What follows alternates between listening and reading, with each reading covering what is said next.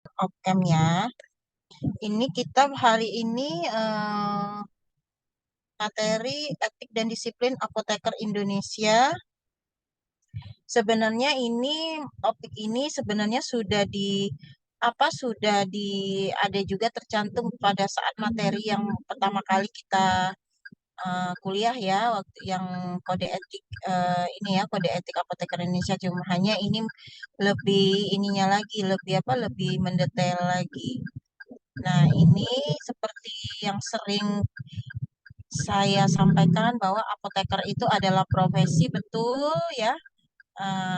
Dia adalah seorang profesi, makanya punya yang namanya kode etik. Nah, di sini ada definisi profesi, adalah suatu jabatan atau pekerjaan yang menuntut keahlian dari petugasnya. Nah, pekerjaan profesi itu tidak bisa dilakukan oleh orang yang tidak terlatih dan tidak disiapkan secara khusus terlebih dahulu untuk melakukan pekerjaan itu. Artinya, untuk orang itu dia dia di mendapatkan profesinya itu dia harus melalui yang namanya pendidikan yang formal ya. Ya misalnya kalau misalnya kita apoteker, dia harus kuliah lagi setelah S1 itu ngambil profesi 1 tahun, atau misalnya perawat yang menjadi profesional, atau misalnya dianya jurusan ekonomi itu bisa mengambil profesi akuntan dan lain sebagainya. Nah, itu melalui pendidikan formal, artinya tidak bisa dilakukan oleh orang yang tidak terlatih dan tidak ditiapkan dan tidak disiapkan secara khusus. Ini adalah ciri-ciri profesi. Ada beberapa kriteria ya yang makanya seseorang bisa dikatakan dia adalah seorang profesi. Yang pertama adalah dilatar belakangi suatu latihan atau pendidikan keterampilan. Nah, ini tadi. Dan intelektual yang sistematis. Kemudian ukuran keberhasilannya bukan hanya bersifat materi, ya. Berpihak kepada masyarakat, ketidakhadirannya dirasakan kehilangan bagi masyarakat, selalu meningkatkan dan memperdalam ilmu. Nah, ketidakhadirannya, misal, kalau misalnya di sebuah rumah sakit, bayangin kalau di sebuah rumah sakit tidak ada profesi apoteker misalnya. Nah, itu apa yang akan dialami oleh terutama untuk perapotikan ya, instalasi farmasi. Siapa yang akan memi, apa me, ini ya mengkoordinatori untuk urusan ya, obat, alkes seperti itu dan sediaan farmasi lainnya. Nah, ini artinya ketidakhadirannya dirasakan kehilangan bagi masyarakat. Begitupun dengan profesi-profesi lainnya, ya, terutama yang profesi yang memang dihasilkan dari melalui melewati sebuah ini ya dari pendidikan. Tadi adalah ciri profesi. Yang pertama, kemudian ciri profesi yang kedua, jelas status kewenangannya, betul. Seorang penanggung jawab apotik itu hanya boleh dipegang oleh seorang apoteker, ya. Jadi andai kata dia bukan seorang apoteker, dia tidak bisa menjadi seorang apoteker pengelola apotek atau APJ, apoteker penanggung jawab apotek. Jadi jelas status kewenangannya jelas, ya. Instalasi farmasi. Bisa nggak instalasi farmasi itu kepala instalasi farmasinya bukan seorang apoteker? Ya bisa saja, tapi sekali lagi untuk menjadi instalasi farmasi itu kan membawahi sebuah apotek. Lah, apotek itu kan ada yang namanya SIA ya, surat izin apotek. Nah, surat izin apotek itu yang bisa mendapatkan SIA itu adalah dari dari proses ini ya, pengurusan, yang artinya salah satu syaratnya adalah adanya seorang apoteker untuk sebagai penanggung jawab. Gitu. Jadi jelas status kewenangannya. Kemudian contoh lain lagi teman-teman. Dalam pembelian obat melalui e-katalog di kabupaten kota, makanya kalau di suatu kabupaten kota itu harus punya paling nggak minimal satu apoteker. Kenapa? Karena dalam pembelian obat-obat e-katalog yang melalui obat-obat, terutama untuk obat-obat untuk pasien BPJS JKN, itu yang bisa mengklik apa namanya si ini ya si aplikasi e-katalog itu hanya seorang apoteker. Jadi apoteker yang punya kewenangan untuk bisa mengakses aplikasi e-katalog. Artinya di situ ada passwordnya, ada username-nya. Makanya kalau dalam suatu kabupaten kota itu, misalnya puskesmasnya nggak punya apoteker, misal dia hanya punya tenaga teknis kefarmasian, itu pada saat pembelian obat itu dia biasanya ini ya apa nebeng di ini pembelian obat di apa di dinas kesehatan karena di situ ada apotekernya. Jadi misalnya di kabupaten kota sebuah kabupaten hanya satu apotekernya dia kerja di gudang farmasi kabupaten kota di instalasi farmasi kabupaten. Nah dia itu bisa mengampu semua puskesmas untuk dalam hal pembelian obat semua puskesmas yang ada di kabupaten tersebut. Karena hanya dia yang bisa buka akses untuk pembelian obat melalui e-katalog. Nah, ini jadi jelas status kewenangannya. Artinya kalau tidak ada apoteker itu berarti pembelian obat tidak bisa dilakukan. Itu ya. Ciri profesi yang ketiga mendapatkan monopoli atas aktivitas tertentu sehingga mendapat status sosial tertentu. Kemudian mendapatkan legitimasi oleh otoritas keilmuan dari penguasa lewat akreditasi atau lisensi. Ini jelas ya. Jadi kalau profesi dia menjadi anggota organisasi profesinya OP, kemudian dia mendapatkan surat ini ya, surat tanda registrasi STR, kalau apoteker STRA yang dikeluarkan melalui surat keputusan. Nah, ini artinya kalau dia seorang profesi ditandai dengan akreditasi atau lisensi melalui surat ininya, surat apa tadi apa surat tanda registrasinya STR-nya.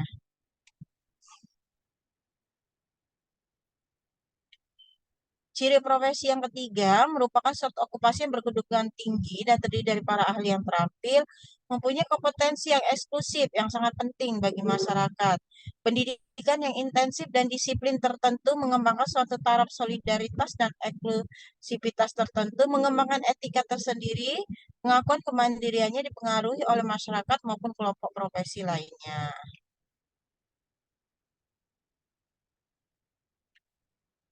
Kemudian masih ciri profesi, jadi pekerjaannya berdasarkan keahlian khusus ya.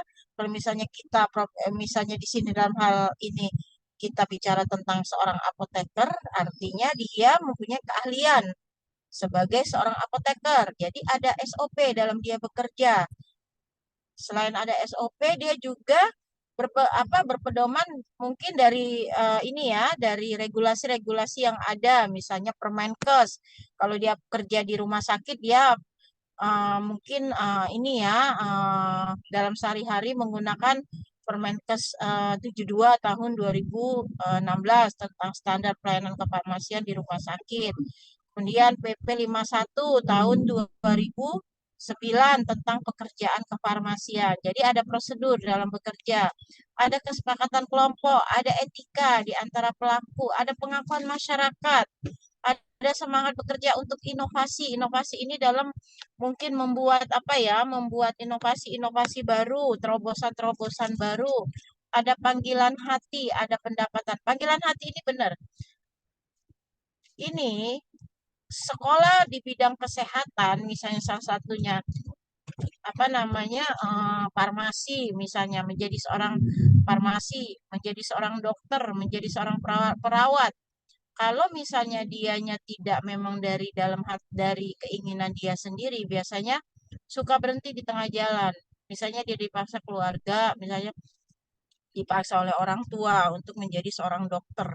Sementara bukan panggilan hati dia sendiri, itu biasanya kebanyakan sering ini ya, sering nggak selesai gitu. Karena saya ngelihat waktu saya dulu sekolah menengah farmasi zaman dulu itu ada beberapa teman saya begitu naik ke kelas 2 pada gugur gitu. Karena kenapa? Karena katanya sekolahnya dipaksa oleh orang tua. Nah, ini memang kalau sekolah kesehatan ini memang panggilan hati, kemudian ada ini ya, ada dukungan atau support dari keluarga gitu. Ya, teman-teman juga ngerasa lah kalau sekarang masuk ke sekolah farmasi Coba tanya diri sendiri, ini ada panggilan hati nggak saya masuk ke fakultas farmasi gitu ya. Artinya kalau ini, kalau kadang kalau memang ini apa namanya, karena hanya didorong tanpa ada panggilan hati sedikit pun biasanya susah untuk ini ya, untuk terus sampai selesai gitu. Tapi mudah-mudahan enggak ya. Mudah-mudahan di sini semuanya eh, atas panggilan hati ya. Nah, ini ada 5 pilar strategis. Nih ya, 5 pilar strategis ini diambil dari apa slide-nya IAI ya, Ikatan Apoteker Indonesia. Jadi ada kualitas perundang-undangan, kemudian ada pendidikan calon apoteker, ada branding apoteker, ada kualitas organisasi, ada apoteker praktek yang bertanggung jawab. Nih, ini lima pilar strategis dalam pekerjaan seorang profesi apoteker.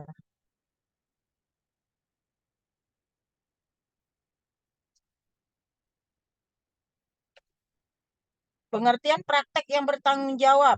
Kita, seorang apoteker tadi, seperti yang saya sampaikan, bahwa apoteker itu kalau di apotek atau di instalasi farmasi, dia ada sebagai seorang penanggung jawab. Nah, pengertian penanggung jawab di sini artinya praktek yang didasarkan pada kesadaran bahwa harus sesuai standar profesi. Apabila tidak sesuai dengan standar profesi, pasien akan menuntut karena akan terjadi kerugian pada pasien. Ya, nah, tanggung jawabnya merupakan integritas seorang tenaga profesi panggilan hati peduli dan jujur. Yang seperti minggu lalu bahwa kita materi minggu lalu apabila terjadi malpraktek, malpraktek tidak hanya bisa terjadi di tenaga medis, di tenaga farmasi pun malpraktek bisa terjadi. Yang sering terjadi adalah medication error, salah memberikan obat. Itu adalah salah satu bentuk dari malpraktek di pekerjaan kefarmasian.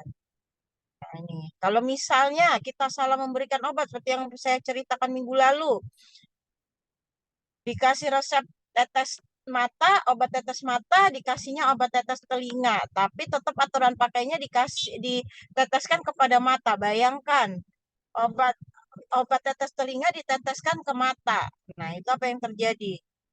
Kejadian seperti itu sehingga bukan hanya yang bersangkutan yang nuntut, masyarakat semua tokoh adat gitu ya. Nah, itu kalau sudah seperti itu siapa yang yang bertanggung jawab gitu. Kemudian, nah ini kita ada lagi di sini malpraktek ya. Kita lihat di sini ada lagi malpraktek. Setiap sikap tindak yang salah, kekurangan keterampilan dan ukuran tingkat yang tidak wajar. Medical malpraktik itu bentuk profesional yang oleh pasien dapat dimintakan ganti rugi apabila terjadi luka atau cacat yang diakibatkan langsung oleh dokter dalam melaksanakan tindakan profesional yang dapat ini kalau malpraktek ini ya, medical malpraktek atau malpraktek yang terjadi di tenaga medis. Jadi artinya pasien boleh menuntut untuk meminta ganti rugi. Formula malpraktek terbukti terjadi pelanggaran standar pelayanan, terbukti pasien mengalami kerugian atau kerusakan setelah menjalani perawatan, terbukti ada hubungan sebab akibat antara pelaksanaan praktek yang tidak sesuai standar dengan kerugian yang dialami pasien.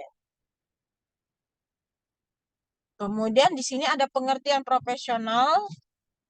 Ini pengakuan terhadap seseorang yang memiliki integritas, moralitas, dan kompetensi yang tinggi. Nanti bisa baca ya. Sebenarnya profesional ini juga di materi-materi waktu kita baru mulai itu sudah ada sih ya. Nah, ini praktek profesi ada 3 poin penting di sini. Praktek profesi itu ada ilmu, ada hukumnya, ada etikanya. Ya, ini sudah nih etik nih di depannya, nggak usah ya. Etik ini sudah. Ini juga tujuan kode etik apoteker Indonesia juga ini sudah di depan, di mana ini ya apa tidak usah kita ini ya kita. Jadi sebenarnya kode etik apoteker Indonesia itu sebenarnya intinya itu adalah keseimbangan antara hak dan kewajiban ya. Hak dan kewajiban itu harus seimbang. Nah, ini menjunjung tinggi martabat profesi, menjaga dan memelihara kesejahteraan anggota, meningkatkan pengabdian anggota, meningkatkan layanan kepada pasien. Di sini dalam hal pengguna jasa adalah ini ya, apa namanya, masyarakat menentukan standar sendiri. Ini mukadimahnya bahwasannya seorang apoteker di dalam menjalankan tugas kewajibannya serta dalam mengamalkan keahliannya harus senantiasa mengharapkan bimbingan. Nah, ini jelas ya, dan keriduan dari Tuhan Yang Maha Esa. Nah, kewajiban umum seorang apoteker adalah praktek sesuai standar kompetensi, praktek sesuai sumpah apoteker, praktek sesuai undang-undang, dan mengutamakan kepentingan pasien, menjauhkan diri dari usaha mencari keuntungan, sumber informasi, dan suri tauladan. Kemudian apa kewajiban apoteker pada pasien?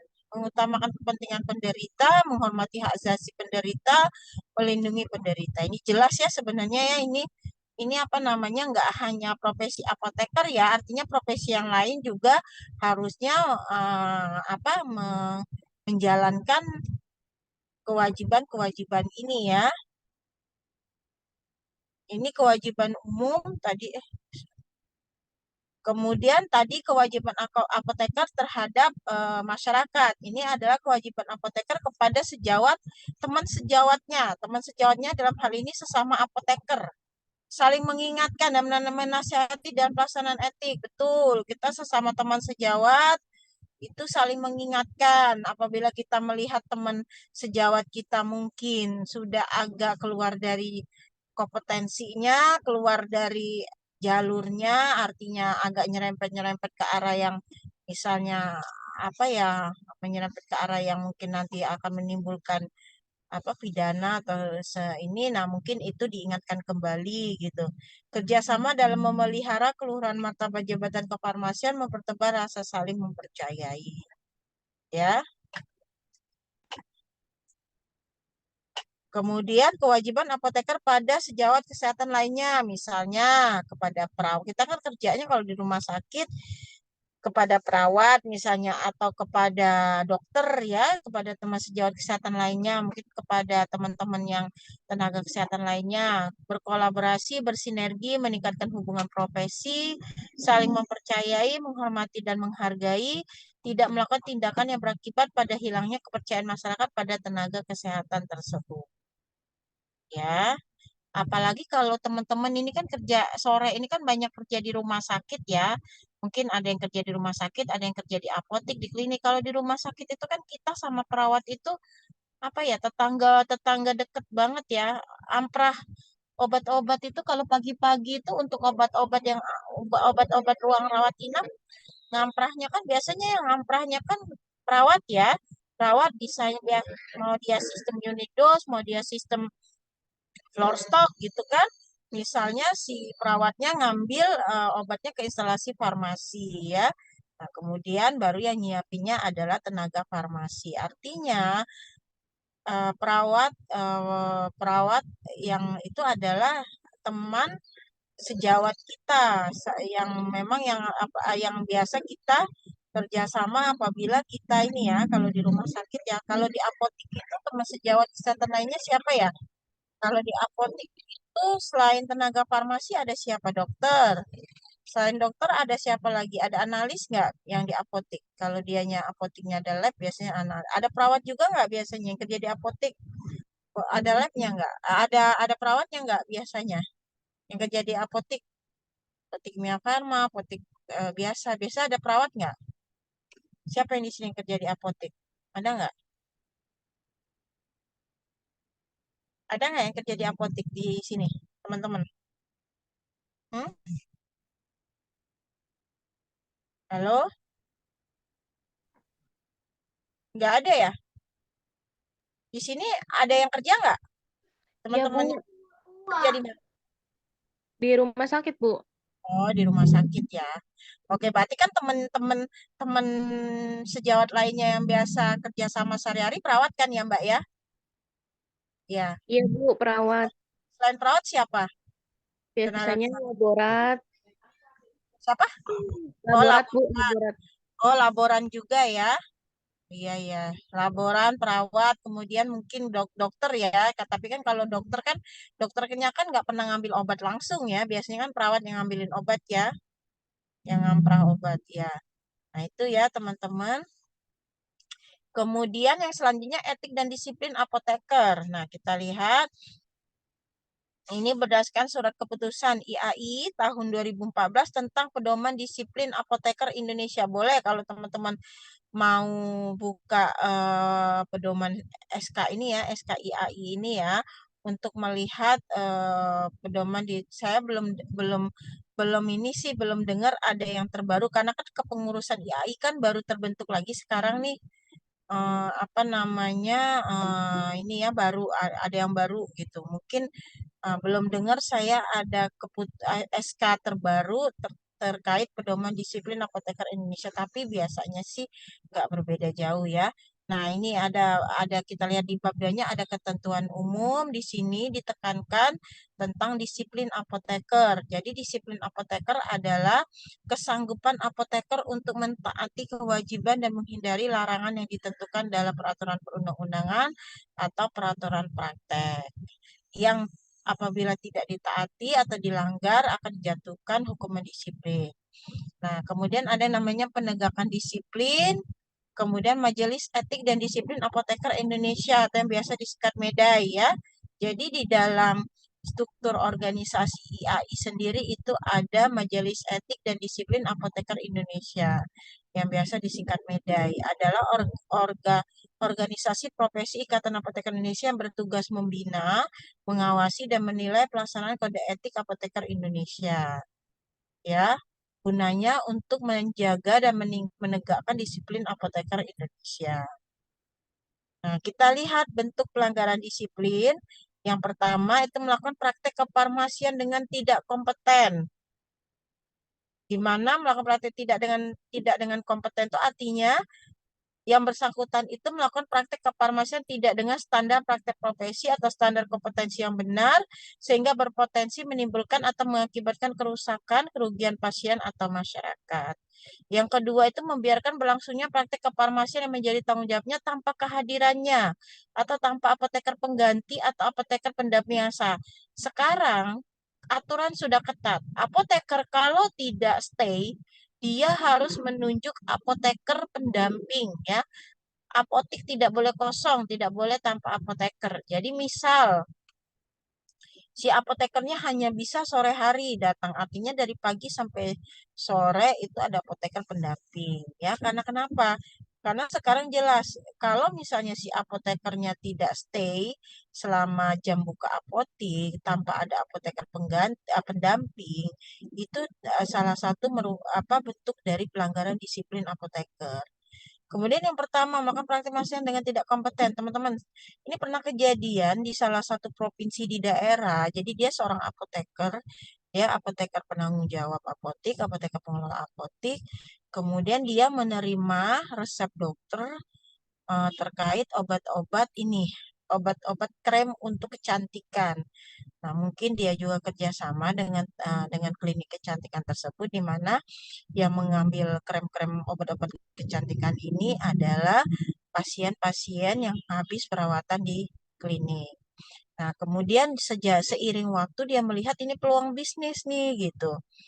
Dia lihat, wah boleh juga nih kalau kita produksi krem dalam jumlah yang banyak gitu ya. Akhirnya dia terpikirlah untuk membuat krem dalam jumlah yang banyak. Jadi si apoteker ini akhirnya melayani pembelian krem berdasarkan resep yang biasanya dia dapat dari dokter klinik kecantikan. Sekarang pasien-pasien itu tidak usah lagi mendatangi dokternya, tapi datang ke apotek itu dia sudah dapat obat yang sama. Artinya si pasiennya kan menjadi irit ya, lebih irit. Tanpa dia datang ke klinik kecantikan, dia sudah dapat resepnya dengan dia membeli obatnya di apotek. Itu berjalan kurang lebih beberapa tahun mungkin ya, dengan akhirnya dia memproduksi dalam jumlah yang banyak. Akhirnya ketahuan. Ketahuan kenapa? Ada sidak dari Balai POM. Kenapa? Apotik itu tidak boleh melakukan memproduksi dalam jumlah yang banyak. Apalagi ini krem. Walaupun itu sekedar krem. Tapi kan ada tata aturannya. Kosmetik.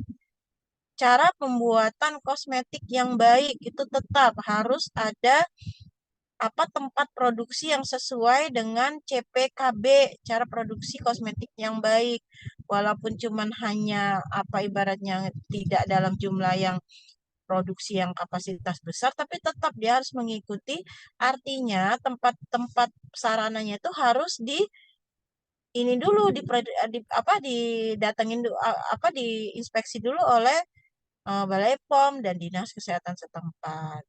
Ketahuan itu juga merugikan pihak kliniknya, kemudian dia tidak menjalankan kompetensinya sesuai dengan peraturan yang berlaku, akhirnya kena pidana. Ini apoteker ditangkap polisi. Nah, itu sempat IAI itu sempat sempat kita IAI pusat itu sempat mengeluarkan petisi bahwa kita seluruh apoteker di Indonesia itu memberi support kepada si apoteker ini tadi yang terkena pidana. Tapi kan namanya dia salah ya, walaupun kita ibaratnya sama-sama satu anggota profesi, tapi kan tetap aja kita juga nggak bisa membenarkan kan tindakannya itu. Gitu. Nah, akhirnya saya nggak tahu selanjutnya bagaimana, apa dianya di penjara apa, saya nggak ngikutin lagi setelah itu. Jadi ini adalah salah satu contoh yang bersangkutan tidak melakukan praktek kefarmasian sesuai dengan peraturan gitu. Ini salah satu bentuk pelanggaran disiplin. Nah, kemudian yang bentuk pelanggaran disiplin selanjutnya adalah tidak memberikan informasi, dokumen dan alat bukti lainnya yang diperlukan Medai. Ya, Medai tadi ya, yang Majelis Etik tadi dan Disiplin Apoteker Indonesia untuk pemeriksaan atas pengaduan dugaan pelanggaran disiplin. Kemudian bentuk pelanggaran disiplin lainnya mengiklankan kemampuan atau pelayanan atau kelebihan kemampuan yang dimiliki baik lisan ataupun tulisan yang tidak benar atau menyesatkan. Nah, ini dia membuat iklan atas suatu pelayanan yang tidak benar. Nah, ini tidak boleh. Kemudian membuat keterangan farmasi yang tidak didasarkan kepada hasil pekerjaan yang diketahuinya secara benar dan patut. Oke, sahabat, sudah habis ya. Sudah habis ternyata materinya. Ya, sudah selesai. Silakan kalau ada yang mau ditanyakan, kita materinya ini materi ketiga. Kita masih ada 2 kali lagi materi. Kalau memang nanti cukup waktunya, kita nanti akan bahas kisi-kisi ya. Untuk nilai UTS-nya belum ya. Nanti pokoknya sebelum kita ujian akhir, insya Allah saya udah input ya nilai UTS-nya. Baik, silakan ada yang mau mungkin ada yang mau ditanyakan atau ada yang mau bercerita tentang sharing pengalaman misalnya. Sambil saya buka absen, silakan. Saya absen dulu ya. Dia Ayu Primastuti. Silakan dibuka kameranya kalau saya izin ya. Hadir, Bu. Saya lagi di jalan soalnya ini saya off cam dulu ya, tapi kalian tetap buka kamera ya. Kemudian Anita Rahman Pertiwi, Hadir, Bu. Mala Komalasari, Hadir, Bu. Muhammad Romli, Hadir, Bu. Yulita, Hadir, Bu. Ravelina Endi Pratiwi, Hadir, Bu. Lulu Ilk Maknun, Hadir, Bu. Septi Berta Kristina. Hadir, Bu. Hah? Hadir, Bu. Oh, hadir.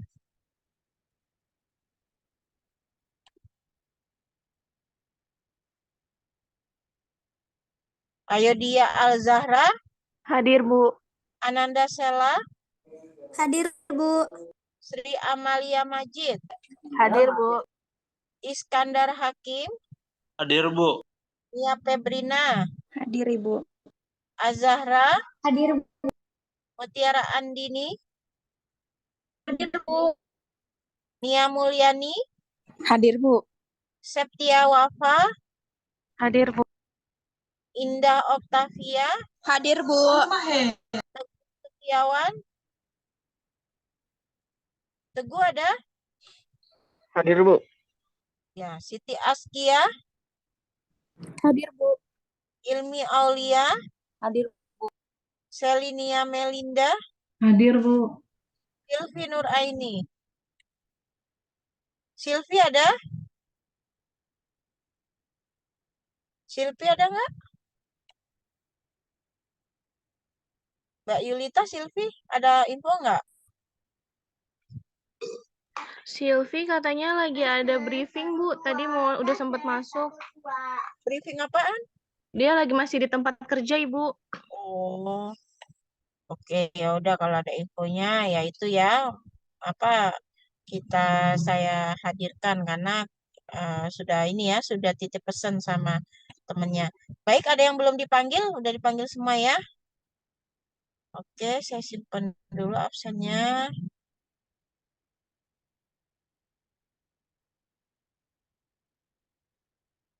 Untuk tugas udah menyerahkan semua ya tugas ya? Saya belum cek satu-satu. Yang PPT kan ya, Bu? Ya, udah ya? Udah, Bu.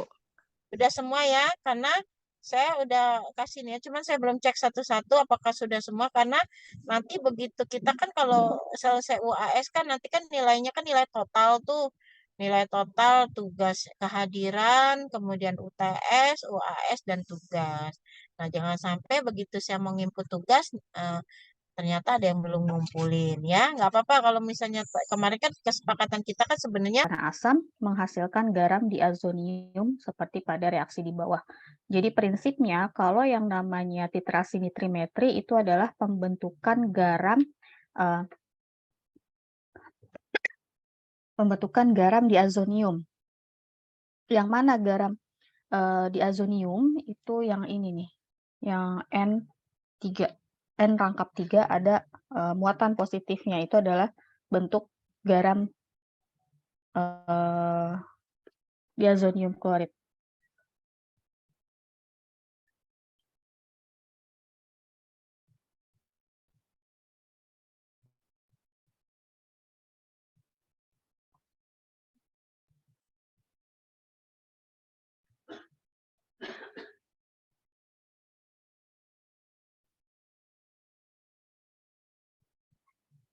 Nah, ini adalah struktur anilin atau amina primer. Contohnya ya, contoh sederhana untuk senyawa amina primer yang terikat pada senyawa benzen. Namanya anilin. NaNO2 kalau di titrasi nitrimetri itu merupakan LBS-nya. HCl diperlukan untuk suasana asam. Ya, jadi kalau nitrimetri suasananya itu harus asam. Bagaimana kita tahu apakah suasananya itu sudah asam atau belum dalam suatu larutan? Nanti kita lihat pada penggunaan indikatornya. Oke, teorinya asam nitrit terbentuk dari reaksi antara natrium nitrit dengan asam klorida. Ini pembentukan NaCl dan juga asam nitritnya. Nah, untuk titik akhir titrasi,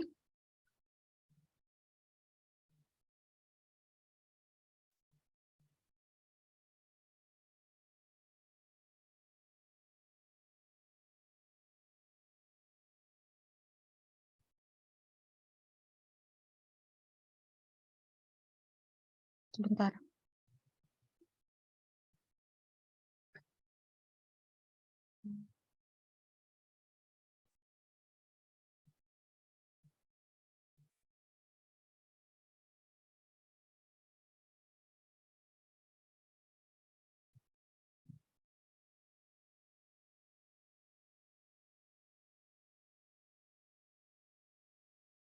Oke, natrium nitritnya di sini ditambah NaCl sudah ya, tadi menghasilkan NaCl dan asam nitrit.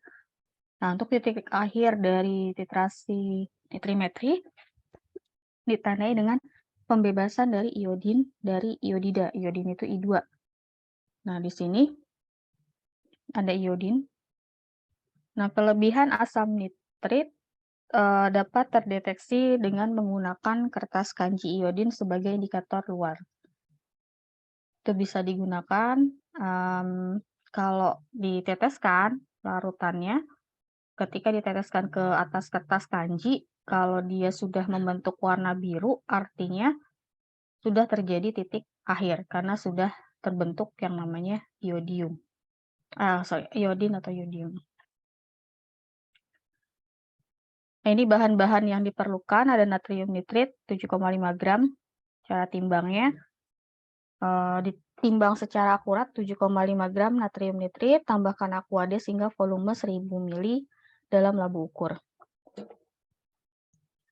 Untuk bahan-bahan yang diperlukan itu ada natrium nitrit 0,1 m, ada sulfanilamid, terus sulfanilamid ini sebagai sampelnya ya. Oke, distandarisasi dulu, timbang 0,5 gram sulfanilamid ditambahkan dengan HCl 20 ml. Nah, untuk pembedanya dari natrium nitrimetri itu harus dalam suasana asam dan juga harus kondisinya di bawah 15 derajat Celcius. Itu suhunya harus diatur. Ya, jadi caranya gimana? Caranya dengan menggunakan es batu kalau waktu titrasi. Jadi semester depan kalau misalnya dapat titrasi nitrimetri itu harus sedia es batu ketika mau titrasi, karena suhunya itu harus 15 derajat. Kalau suhunya lewat dari 15 derajat, maka garam diazoniumnya itu tidak akan terbentuk. Ya, jadi tidak akan mencapai titik akhirnya.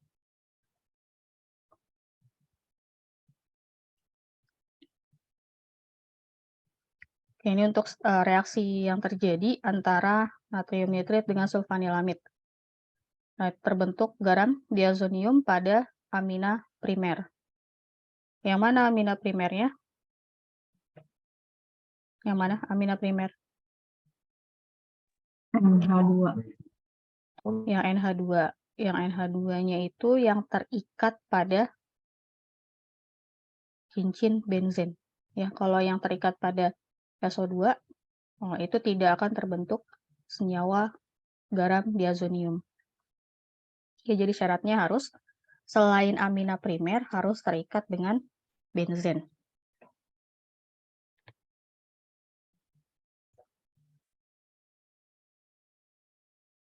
Berikutnya ada contoh penentuan kadar kalsium aminosalisilat.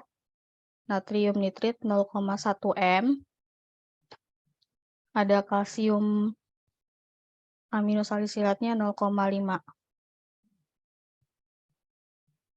gram, terus asam kloridnya 11,5 N 10 mili, KBR 1 gram, kertas kanji iodida. Nah, ini menggunakan indikator luar semuanya, karena pakainya kertas kanji untuk melihat titik akhir dari titrasinya. Ini cara kerjanya, ditimbang secara akurat dulu. Sebanyak 0,5 gram kalsium aminosalisilat, tambahkan HCl 10 ml dan Aquades secukupnya, aduk hingga larut, tambahkan KBR secukupnya. Terus volumenya di-add sampai 250. Nanti dipipet 50 ml, terus didinginkan dulu sebelum dititrasi. Jadi tadi kan harus sampai suhunya itu paling nggak di bawah 15 derajat. Itu maksimalnya 15 derajat Celcius. Ya, jadi butuh baskom, istilahnya baskom untuk menempatkan es batu dan Erlenmeyer di dalamnya. Titrasi secara perlahan dengan natrium nitrit. Pengecekan titik akhir dengan mencelupkan ujung kertas kanji iodida hingga terbentuk cincin biru. Titrasi selesai setelah campuran didiamkan selama 5 menit. Setiap mili 0,1 molar natrium nitrit setara dengan 0,01722 gram kalsium aminosalisilat. Oke, ini contoh perhitungannya. Ya, PM-nya dia tergantung dari jumlah natrium nitritnya, kesetaraan dengan natrium nitrit. Karena C4H12CaN2O6 itu setara dengan 2NaNO2. Nah, ini Be-nya setengah.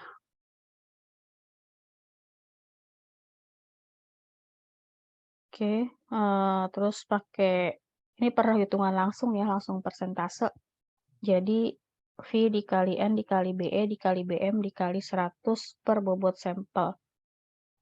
Gitu. Jadi tinggal dimasukin aja berapa volume yang dibutuhkan untuk menetralkan atau untuk membuat garam diazonium. Sebesar 20 ml dikali dengan normalitas dari natrium nitritnya, terus dikali dengan BE-nya, dikali dengan BM-nya, dan dikali dengan 100 dibagi dengan bobot sampel yang digunakan. Maka dihasilkan konsentrasi dari sampelnya ini ya.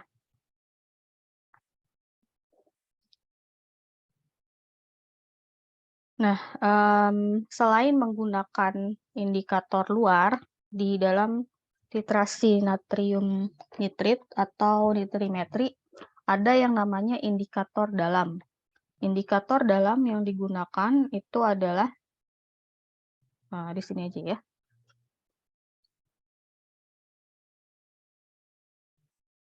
Oke, indikator dalam yang digunakan itu adalah tropiolin namanya.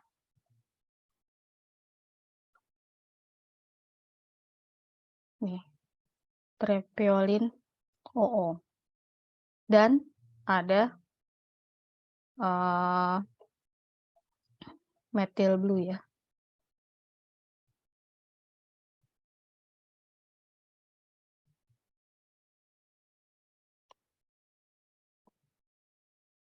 Nah, perbandingannya bagaimana? Perbandingannya itu adalah 5:3.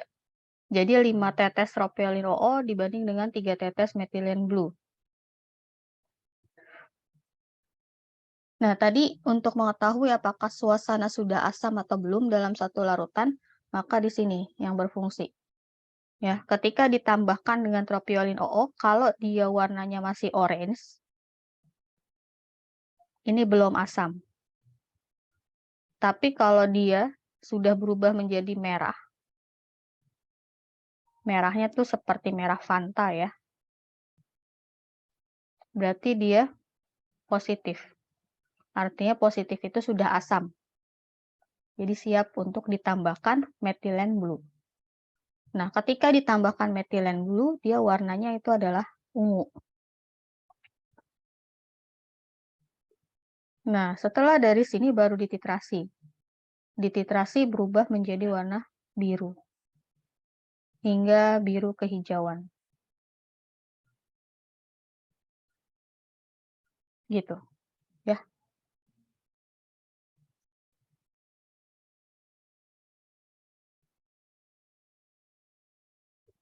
Oke, ada yang mau ditanya? Ini ada contoh-contoh soal, silahkan nanti dicari bagaimana penetapan kadarnya.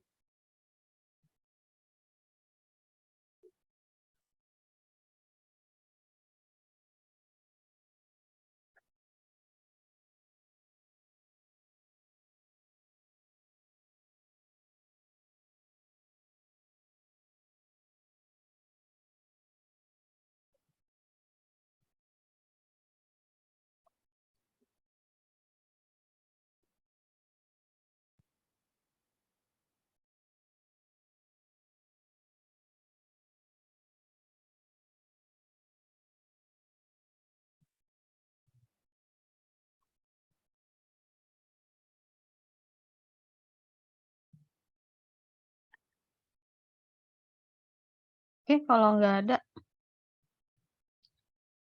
saya masuk ke materi berikutnya.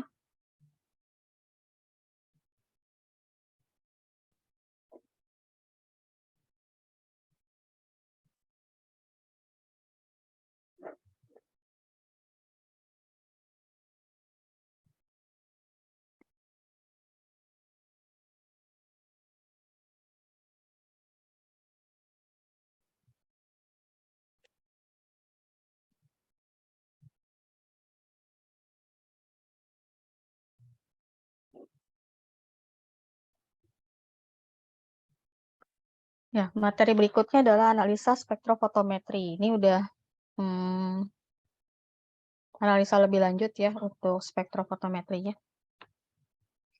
Lebih modern dibandingkan analisa titrimetri atau volumetri.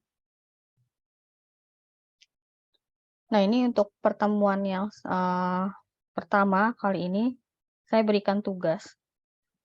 Cari perbedaan antara spektrofotometer single beam dan double beam.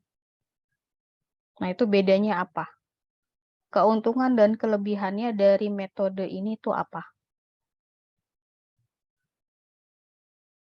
Nah, itu silakan untuk minggu depan ya, dicari artinya untuk spektrofotometer single beam dan juga spektrofotometer double beam.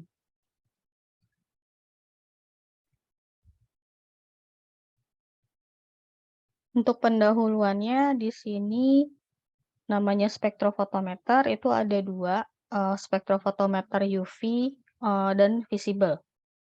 Ya, jadi ini memanfaatkan radiasi elektromagnetik. Metode analisis yang relatif lebih tua seperti kalorimetri seluruhnya didasarkan pada interaksi cahaya tampak. Cahaya tampak itu cahaya visible namanya, khusus dengan sampel. Dalam contoh khusus ini, bagian yang terlihat dari spektrum radiasi elektromagnetik itu terjadi antara 400 sampai 700 nanometer. Ini panjang gelombangnya maksudnya, di mana mata manusia sensitif telah digunakan. Ya, jadi sebetulnya analisa atau metode uji dengan kolorimetri itu adalah berdasarkan perbedaan warna, dan itu sudah dilakukan dengan analisa kualitatif. Jadi membedakan warnanya dari hasil pengujian. Nah, ini dikembangkan menjadi suatu alat yang cara kerjanya itu memanfaatkan sinar tampak atau sinar visible. Sampel dibuat untuk berinteraksi dengan spektrum panjang gelombang dalam zona radiasi elektromagnetik tertentu. Akibatnya menimbulkan koleksi sinyal pengukuran sebagai fungsi dari panjang gelombang dalam zona radiasi elektromagnetik tertentu. Akibatnya menimbulkan koleksi sinyal pengukuran sebagai fungsi dari panjang gelombang disebut sebagai sebuah spektrum. Pada akhirnya menempatkan analisa terminologi yang paling umum spektrokimia atau spektroskopi. Oke, jadi ini berdasarkan spektrum dari panjang gelombang yang ada gitu ya, dari alatnya, daerah UV ataupun daerah visible. Nah, ini gambarannya. Jadi tuh sinar elektromagnetik atau gelombang elektromagnetik tuh panjang gitu.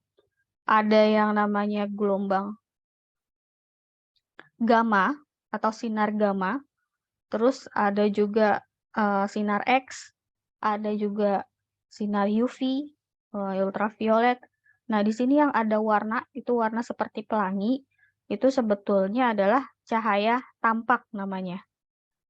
Nah, di sini ada range panjang gelombangnya dari 380 nanometer, ya ini, 380 nanometer sampai dengan 750 nanometer. Nah, setelah itu, setelah dari cahaya tampak, ada yang namanya spektrum IR, ada atau panjang gelombang IR. Terus ada panjang gelombang microwave, ada juga gelombang radio. Ya, radio itu kan kita kenal ada yang FM, ada yang AM. Nah, ini adalah panjang gelombang radio. Terus ini panjang gelombang radio yang lebih panjang lagi gitu ya. Ini long radio waves. Gelombang radio panjang gitu istilahnya. Nah, untuk alat spektrofotometer itu menggunakan dua sinar, yaitu ada sinar UV di sini dan juga ada sinar visible. Nah, kalau sinar UV itu berada di antara 240 sampai di 360. Itu daerah sinar UV. Sinar UV ciri-cirinya dia tidak berwarna ya. Kalau untuk daerah visible kan cairannya berwarna.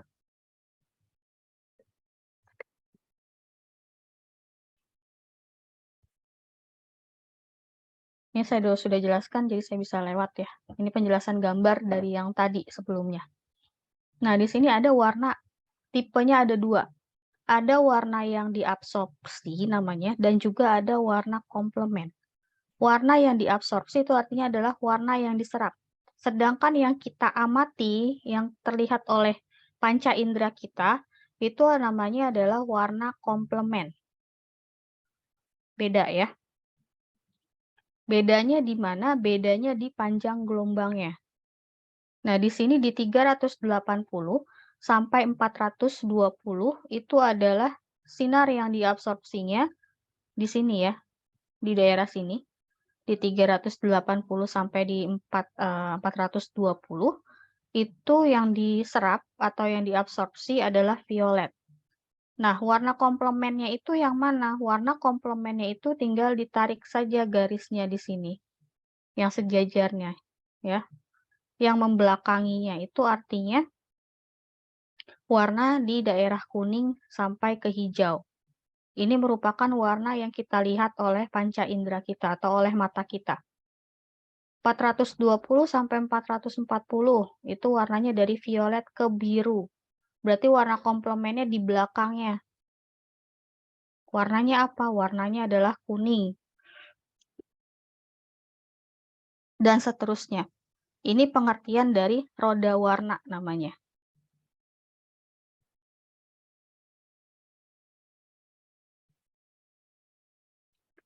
Oke, faktor apa saja yang mempengaruhi absorpsi dari energi radiasi? Yang pertama gugus kromofor namanya, atau gugus pengabsorpsi. Nah, semakin banyak gugus kromofor, maka suatu larutan itu akan berwarna. Yang kedua, efek pelarut. Kadang substansi obat memiliki kekuatan absorpsi yang lebih lemah dibandingkan pelarutnya, sehingga harus memiliki pelarut yang memiliki momen dipol yang tinggi. Yang ketiga, efek suhu. Semakin rendah suhu, semakin baik. Ini kalau untuk pengukuran.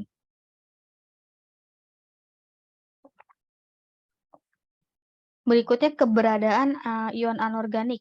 Contohnya ada anion permanganat, terus ada logam alkali tanah, logam transisi. Ini semua dia menimbulkan warna. Nah, ini beberapa contoh gugus kromofor yang bisa meningkatkan atau mengubah panjang gelombang menjadi lebih panjang. Ada aldehid, ada azo, ada karbonil, nitril, nitro, terus asetilit ya, asetilen gitu ya, itu juga merupakan gugus kromofor.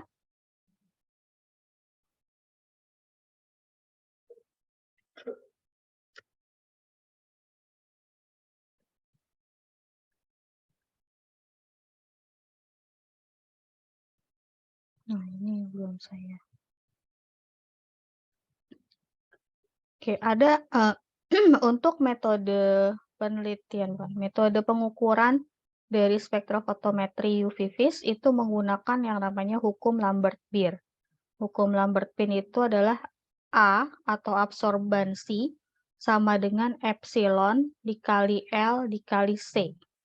Epsilon itu adalah absorptivitas molar. L itu adalah lebar sel atau ketebalan kuvet. Umumnya yang digunakan itu ukurannya adalah 1 cm untuk kuvet.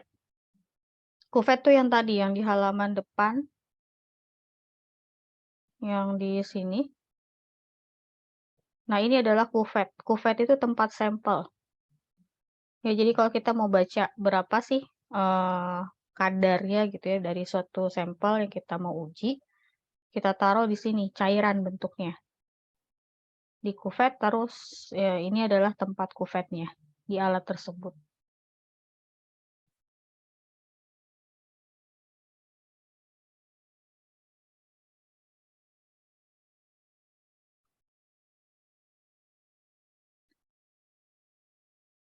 Ya, jadi ini hukum Lambert-Beer. Ini pengembangan dari yang atasnya. T itu adalah transisi atau transmitan. I per I0. Intensitas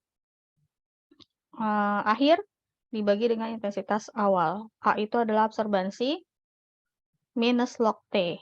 Absorbansi sama dengan minus log I per I0. Kalau transmitannya naik, absorbansinya turun. Nah, ini hubungannya. Ya, nilai transmitannya semakin lama makin besar, tapi maksimalnya itu adalah 1. Gitu. Tapi kalau di alat, transmitan itu dia disebutnya bukan angka ini ya, tapi persentase. Jadi paling tinggi untuk transmitan itu adalah 100%. Itu yang paling baik kalau kita mau menguji kuvet. Kuvet tadi ya tempat sampel. Si tempat sampel itu harus mempunyai transmitan itu 100%.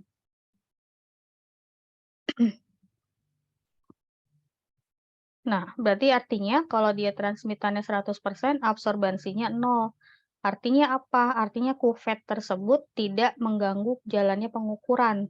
Karena absorbansinya dia adalah 0. Itu pengertian dari data ini. Oke, ini ada contoh. Contoh soal. Menggunakan hukum Lambert-Beer, suatu larutan memiliki konsentrasi 0,25 m. Diuji pada sel tube dengan ketebalan 1 cm dan memberikan absorbasi sebesar 0,075 pada panjang gelombang 560 nanometer. Yang ditanya pertama adalah berapa absorptivitas molar larutan tersebut. Yang kedua, berapa absorbansinya jika konsentrasi larutan 0,65 molar. Yang ketiga, berapa konsentrasi larutan jika absorbansinya adalah 0,45. Kita gunakan absorbansi sama dengan epsilon dikali L dikali C. Nah, kalau yang pertama ditanya epsilonnya berapa atau absorptivitas molarnya berapa. Berarti epsilon sama dengan A per L dikali C. Absorbansinya, lihat di data, di situ ada 0,075. Dibagi dengan kuvetnya itu ketebalannya 1, C itu adalah konsentrasi. Konsentrasinya harus dalam bentuk molar. Kalau misalnya belum dalam bentuk molar, silakan diubah menjadi bentuk molar.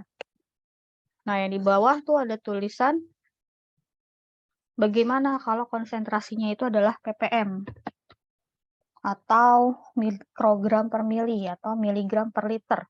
Itu sama. Pengertiannya adalah part per million. Untuk poin B, berapa absorbansinya jika konsentrasinya berubah yang awalnya 0,25 jadi 0,65. Tinggal diganti aja. Absorbansinya berarti sama dengan epsilon dikali L dikali C. Maka diperoleh absorbansinya itu adalah 0,195. Nah, untuk yang poin C, berapa konsentrasinya? Kalau absorbansinya itu naik jadi 0,45. Nah, ini absorbansi jadi 0,45. Berarti konsentrasinya juga ikut naik. Ya, jadi kalau di sini bisa terlihat absorbansi naik, konsentrasi juga naik. Nah, untuk di spektrofotometri UV vis, ketika dilakukan pengukuran, absorbansi yang diperoleh itu berada di antara rentang 0,15 sampai 0,8. Kenapa harus seperti ini? Ya, untuk persyaratan kesensitivitasan alat. Jadi kalau misalnya kita ngukur, ternyata absorbansinya itu masih di bawah 0,15. Berarti kita harus melakukan pemekatan. Ya, konsentrasinya harus ditingkatkan supaya absorbansinya masuk ke dalam range 0,15 sampai 0,8. Nah, kalau misalnya absorbansinya itu di atas 0,8 gitu ya, hampir 1, maka kita harus menurunkan kadar sampelnya, yaitu dengan cara pengenceran.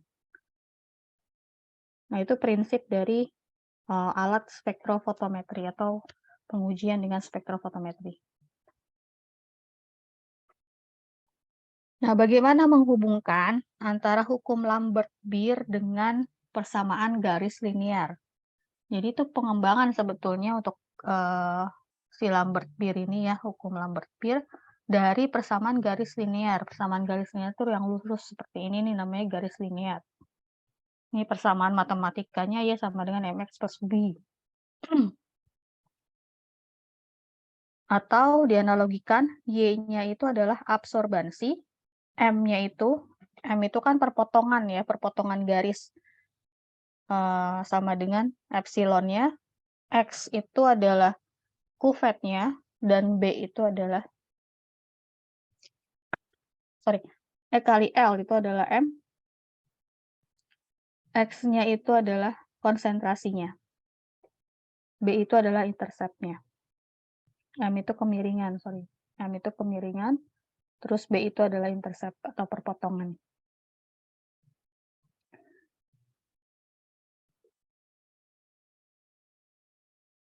Nah, kalau dilihat dari grafik yang di sebelah kanan ini saya gambarkan, ada sumbu Y, ada sumbu X.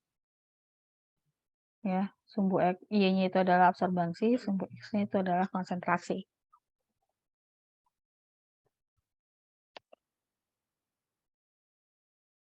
Nah, ini adalah contoh soal. Jadi kita bisa menggunakannya itu dua cara, bisa cara manual, bisa pakai program Excel. Kalau pakai program Excel, tinggal dipindahin aja sih datanya ya. Nih saya coba pakai program Excel. Ya saya buka Excel-nya.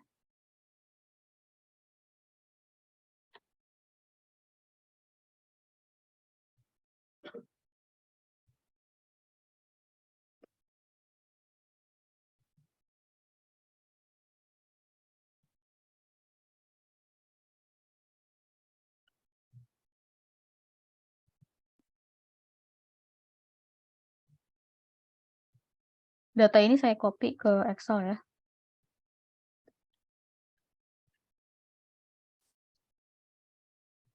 Sudah kelihatan Excel saya? Sudah, Bu.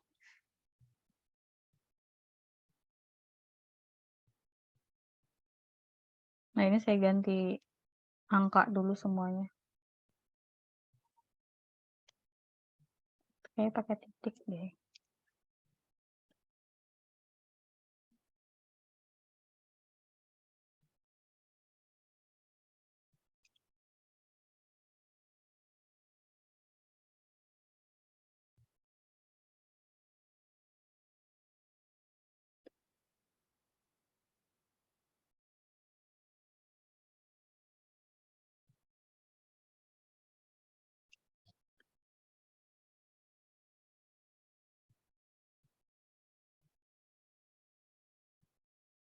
Nah, kita pilih kalau di sini itu adalah jenisnya scatter.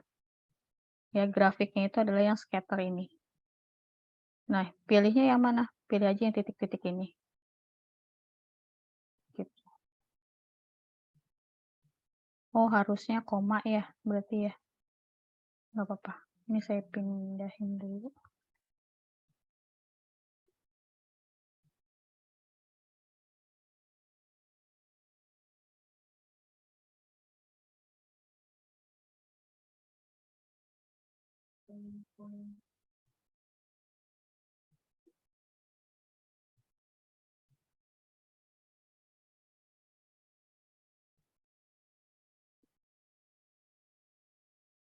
Ini salah di mana nih?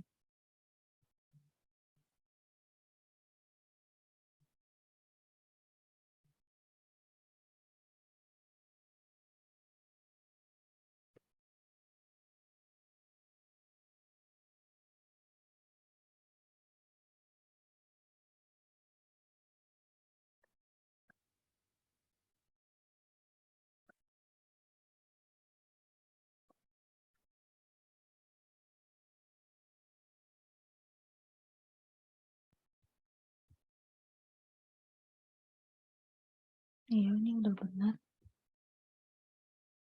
Oke.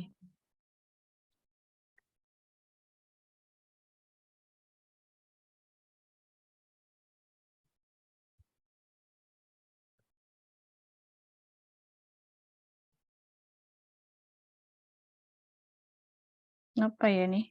Chartnya aneh. Ntar dulu. Kalau kita ganti, harusnya bau X-nya itu 0,15. Ini kenapa jatuhnya 1,5 ya? Coba kita pakai.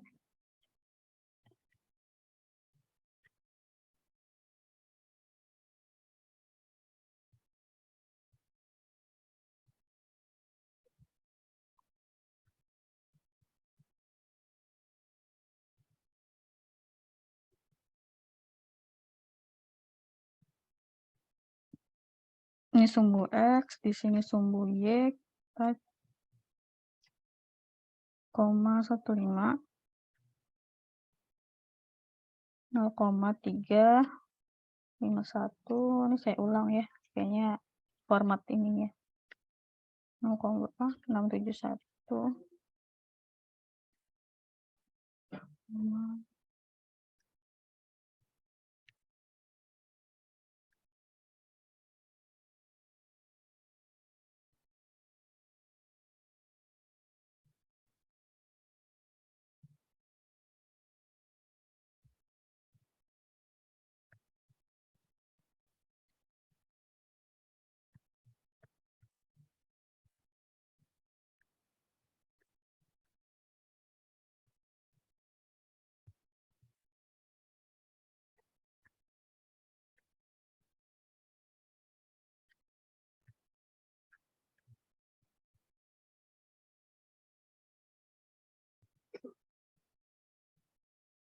Nah, ini benar. Ya, jadi caranya tadi di drag dulu, kita pilih yang insertnya yang ini, yang titik-titik seperti ini, yang scatter namanya. Scatter yang ini, terus nanti di sini kita tinggal di titiknya di sini klik kanan, pilih yang add trend line. Ya, di sini pilih yang linear karena kita pakainya persamaan linear. Nah, terus kalau mau ditampilkan, silahkan klik display equation, itu nanti akan muncul persamaannya. Nah, ini persamaan garisnya, dan juga tampilkan R square-nya.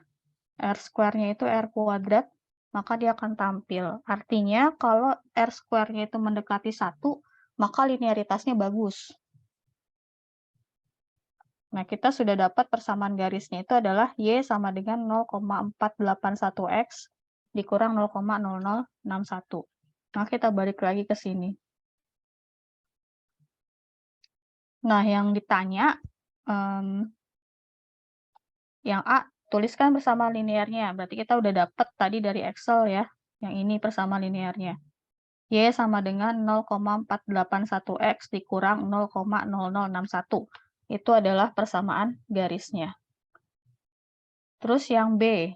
Yang B-nya disuruh hitung berapa absorbansi ketika konsentrasi 0,482 molar.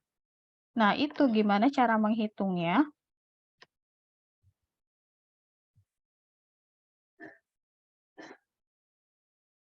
Nah, bagaimana cara menghitungnya? Kita sudah dapat tadi Y sama dengan persamaan yang di sini. 0,481X dikurang 0,0061. Ini karena dia tadi perhitungannya manual ya, jadi 0,48X aja yang dihitung, atau persamaan garisnya. Maka yang dicari berapa konsentrasinya? Berarti yang harus dicari adalah, berapa absorbasinya ketika konsentrasinya 0,482. Berarti yang dicari adalah nilai Y. Tinggal masukin aja. Nilainya X-nya itu diganti dengan konsentrasinya. Konsentrasinya harus dalam bentuk molaritas 0,482. Maka diperolehlah. Maka absorbansinya adalah di 0,231. Itu cara untuk menghitung absorbansi ataupun konsentrasi dengan menggunakan prinsip spektrofotometri. Nah, ini adalah latihan soal. Silahkan kalian kerjakan. Jika ada kesulitan, minggu depan kita bahas. Gitu. Sampai sini ada yang mau ditanya? Ibu, kalau misalnya ujian kan nanti kita nggak bisa ngitung pakai Excel. Iya. Hitungnya manual. Hitungnya manual caranya yang tadi, yang di sini. Nah, ini M sama dengan, jadi kan kita harus, prinsipnya sih matematika, ini matematika dasar. Persamaan garis itu Y sama dengan MX ditambah B. Nah, untuk menentukan kemiringan atau M, ini caranya yang pertama, M sama dengan Y2 min Y1. Y2 min Y1 tuh yang mana? Dilihat aja di sumbu Y. Y2 min Y1. X2 min X1. Itu untuk menentukan M. M itu kan Y per X nilainya. Nah, didapatkan nilai M-nya itu adalah 0,48. Terus, kalau sudah dapat nilai M-nya 0,48, kita harus cari nilai B-nya. B-nya itu adalah intercept namanya. Nah, kalau nyari-nyari nilai B, kita pakai aja nilai Y yang manapun. Karena kita sudah punya nilai X-nya. Nilai M-nya. Kita pilih misalnya yang Y-nya itu yang di sini dengan X yang di sini. Jadi kalau kita pilih Y-nya sebelah kiri nomor 1, ya sebelah kanan X-nya juga nomor 1. Y-nya nomor 2, ini juga sebelahnya nomor 2. Ya, jadi tinggal dimasukkan saja nilai Y-nya sama dengan 0,072. M-nya sudah ketemu, nilainya 0,48 dikali dengan nilai X-nya, itu adalah 0,15 ditambah B. Maka nilai B-nya ternyata adalah 0,072 dikurang 0,072, hasilnya 0. Maka persamaan garisnya menjadi Y sama dengan 0,48X. Karena nilai B-nya itu adalah 0. Sampai sini udah paham untuk cara manualnya? Untuk Y2-nya itu berarti dia yang data yang paling bawah gitu ya, Bu? Tidak harus data yang paling bawah, tapi sebaiknya memang pakainya sih yang interval terpanjangnya sih.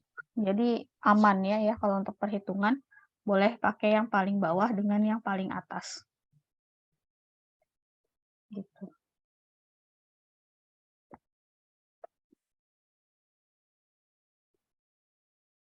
Kalau untuk nilai R-nya itu gimana, Bu? Kalau nilai R square itu pakai kalkulator, nggak bisa pakai manual.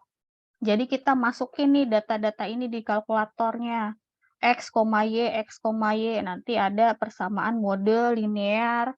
Nanti langsung ketemu tuh nilai B-nya berapa, nilai X-nya berapa, nilai M-nya ada juga. Sama nilai R square-nya itu ada. Harus pakai kalkulator saintifik. Nggak bisa manual kalau R square.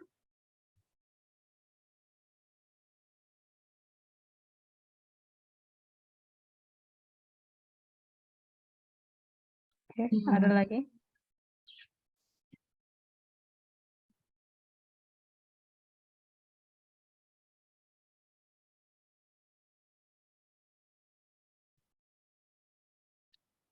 Nggak ada?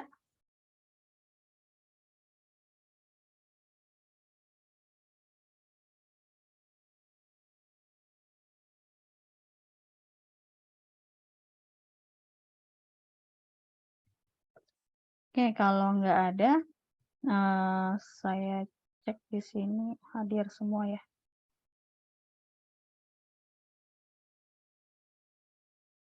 Ibu mau nanya yang tugas tadi, Bu. Itu ditulis tangan atau diketik atau dikirim kemana juga, Bu? Sebenarnya nggak harus dikumpulin di e-learning. Jadi kalau ada kesulitan boleh tanya di minggu depan. Cuman tugas mandiri tapi nggak dikumpulin gitu aja. Oke. Yang spektro juga, Bu? Yang Iya. tadi perbedaan spektro single beam dengan double beam. Jadi itu buat bahan bahan tambahan sendiri gitu ya. Supaya nanti kalian tahu bedanya apa sih ketika pakai alat. Oh ini ternyata double beam, oh ternyata ini single beam gitu.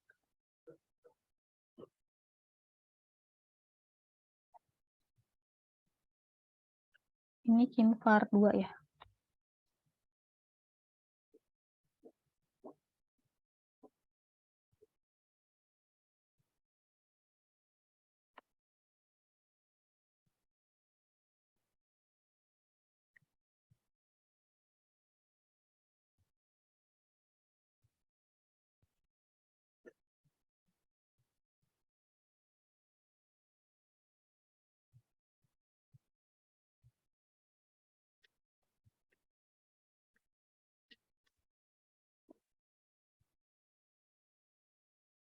Oke, materinya udah saya kasih di e-learning ya. Untuk hari ini saya rasa cukup materinya. Terima kasih sudah gabung di Zoom. Selamat malam. Assalamualaikum warahmatullahi wabarakatuh. Waalaikumsalam warahmatullahi wabarakatuh.